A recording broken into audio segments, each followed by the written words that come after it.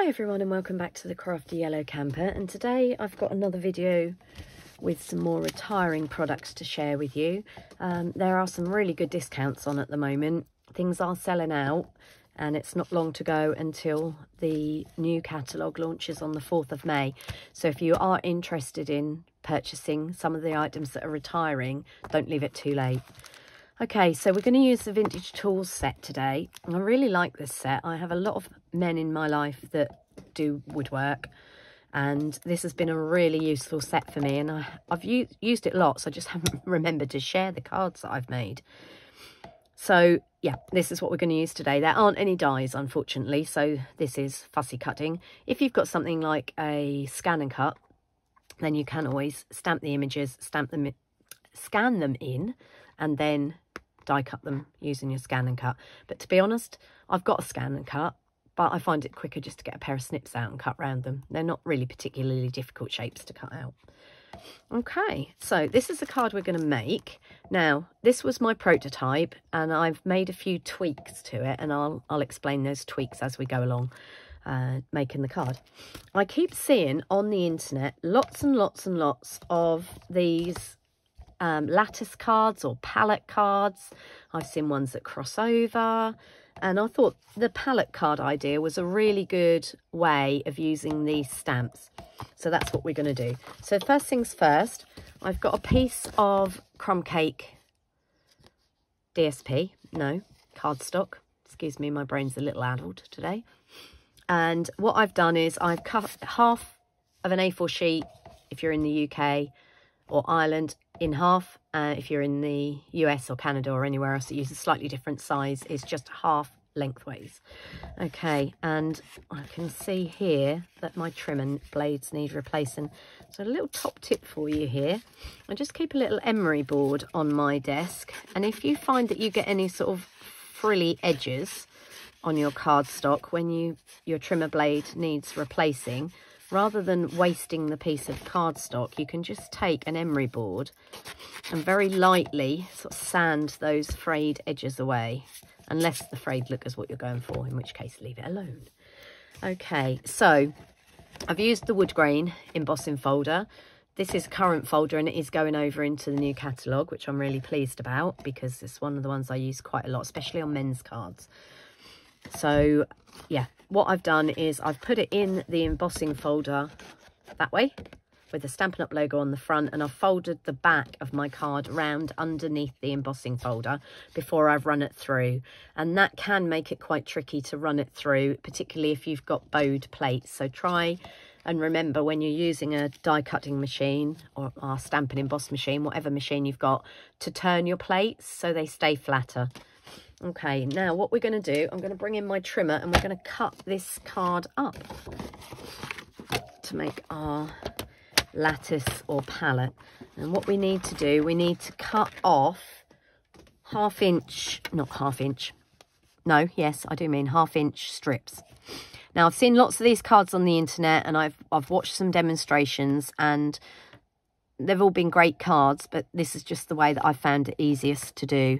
So we're going to use this side of the trimmer if you've got a Stampin' Up trimmer. So this is the inch mark here, and this is the ½ inch mark here. And when you're cutting small pieces, it's often easier to use the right-hand side of where the blade goes because it gives you this bigger part this side to hold on to. So that's one. That's two. Now, the reason we've embossed this first as well before we cut it up was because my original card, my prototype, if you like, when I designed this card, I didn't do that. I embossed it afterwards because I cut it and then thought, no, that doesn't look right. It needs a little bit of texture. So I embossed it afterwards, and that meant that I was running embossing that was that way and that way through, which made it really tight. Okay, we're going to cut off 5 sections for that. Okay, I'm going to just move my trimmer out of the way now. Okay, now this is how I've worked out is the best way to line it up to put it back together. So these strips are going to make our palette. So firstly, we need 2 that are uprights. Now, there is a right and a wrong side on embossed cardstock, so make sure you get the right side. And what you can do is use the back of the card to make sure that you get it level, because we don't want a wonky card. So what I found the easiest to do was to literally just hold it down at the bottom here. Make sure it's lined up there with the back of the card when it's flat. Hold it down like that, and then just bring in my Tombow, because we don't want glue going everywhere, and just put a little bit of Tombow on the back of that strip. Keep it fairly near the top, because that's where it's going to be attached to the card. And then just fold it down and give it a minute, and you can see I have done a terrible job at that and got glue everywhere, but that's fine. Ordinarily it wouldn't be fine, but you'll see why it'll be fine in a second. Okay, and then we're going to do the same thing with the next piece. So I'm just eyeballing this. If you're really want to measure it, then be my guest. Okay, so, and that's it. So that's our second piece with much less glue on it. I'm just going to turn that over. Okay, and then what I'm going to do is I'm going to come in with these other 3 sections, and they are going to go across. So again, you can use the sides of the card to line them up. And we want one at the top here. So again, I do the same technique, just flip it up out of the way and just put a little bit of glue down there, because we don't want a load of glue squidging out like I just did. This is very much a do what I say, not what I do video already, which I'm quite famous for. Okay, and we're going to press that one down there like that. And then we're going to repeat that process going back down to the bottom.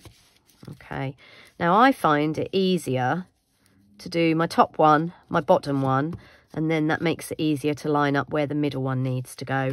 And it doesn't matter whether you have these pieces over the top of the uprights or behind. It doesn't really make a lot of odds.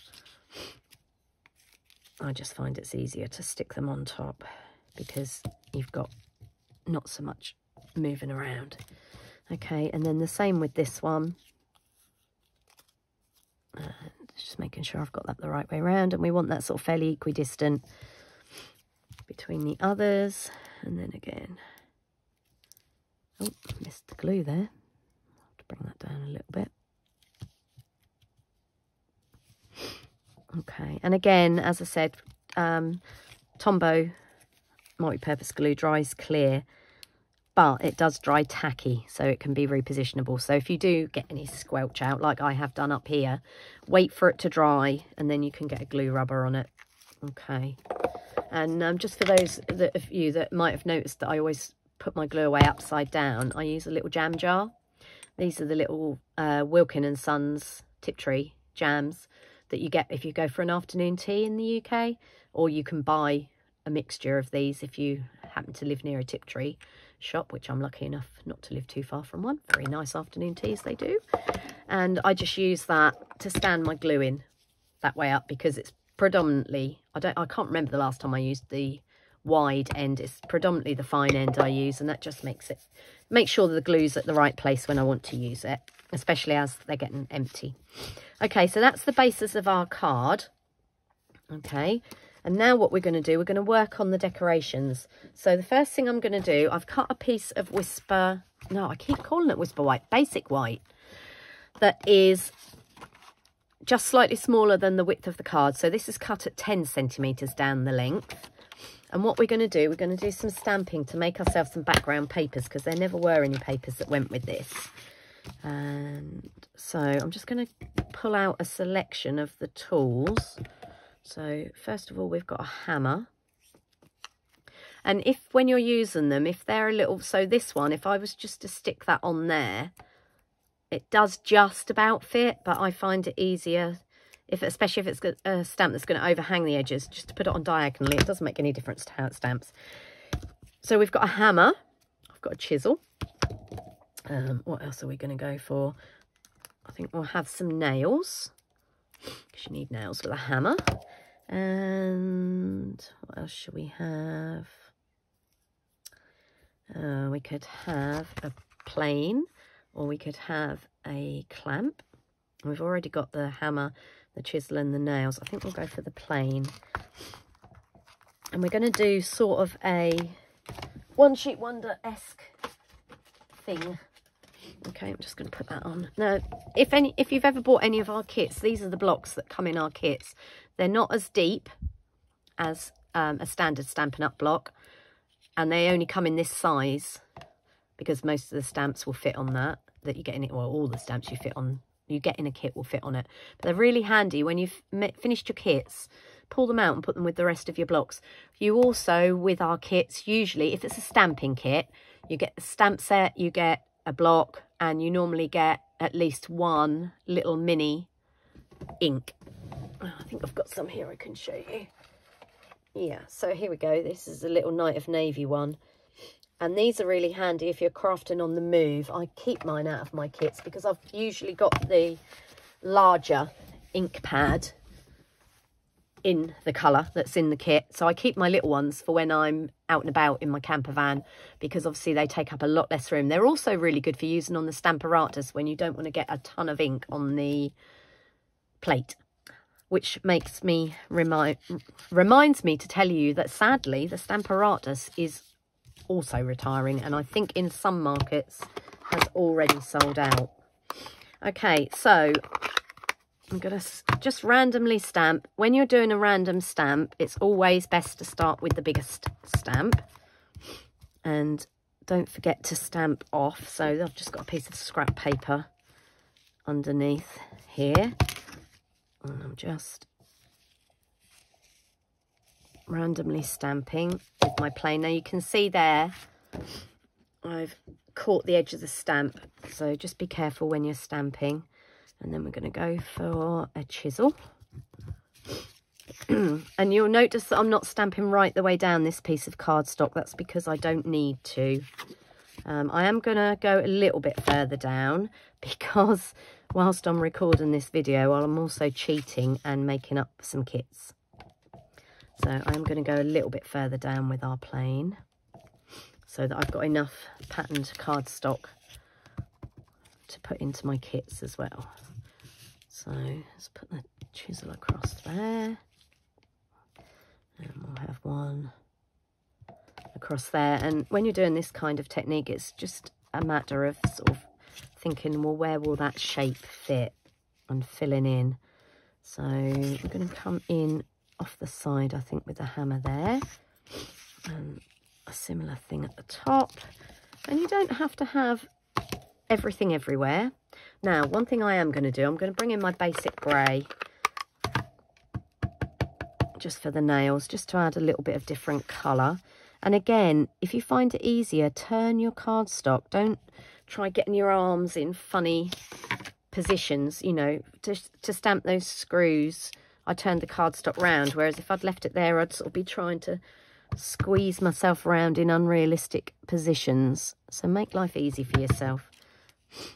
Move things around. You don't have to, you know, flip them up, turn them round, turn them upside down. Just do whatever is easiest for you.